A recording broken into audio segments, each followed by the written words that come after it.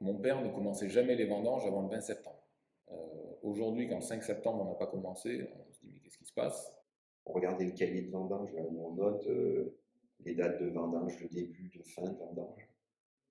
Depuis les années 80, c'est quasiment déplacé de presque un mois, quoi. Il y a une augmentation des températures, mais surtout il y a une variation très importante des événements, et puis des événements plus forts, si vous voulez. Donc oui, clairement, on cherche des choses pour essayer de s'adapter.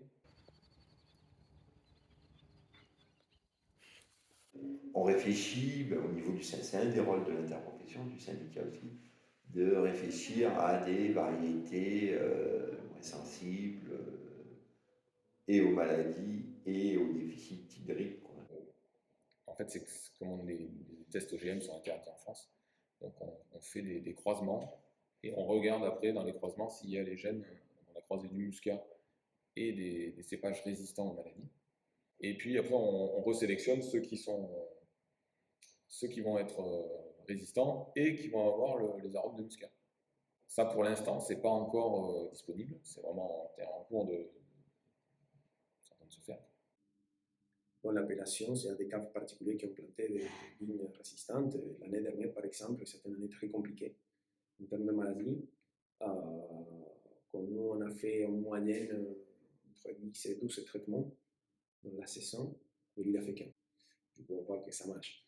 Du coup, voilà, il y a beaucoup d'espoir là-dessus. On mise beaucoup là-dessus. Nous, on n'a pas le droit d'irriguer. Donc l'appellation dit que c'est interdit. Et même si on pouvait, l'eau, on ne sait pas d'où la prendre.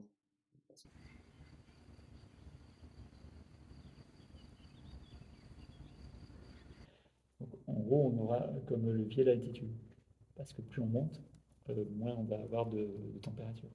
Après l'altitude, on est déjà à 400-450 mètres d'altitude, ici. Mais c'est pas... on ne peut pas aller beaucoup plus haut.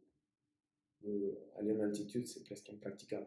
Ils essaient de jouer avec cette exposition ou planter en fonction de l'exposition. On commence à se dire, peut-être que ça serait bien si on la met plutôt côté nord, où il y aura moins de soleil. Ça va être moins violent pour la vigne et peut-être qu'il va arriver en maturité.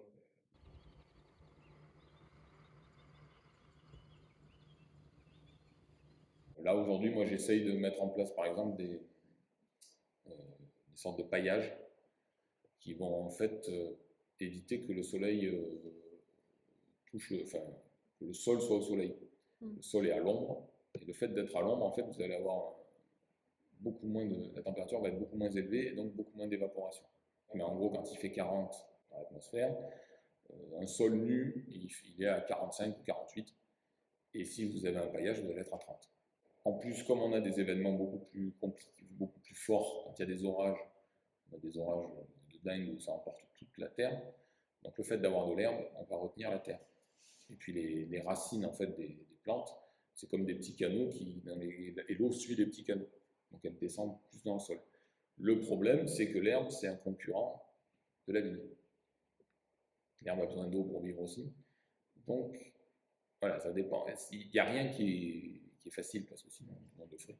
Bon, après, j'ai une autre démarche, c'est d'augmenter les surfaces de vigne pour maintenir mon potentiel de production à 150 000 bouteilles, même avec les problèmes. Voilà les quelques solutions qu'on a actuellement.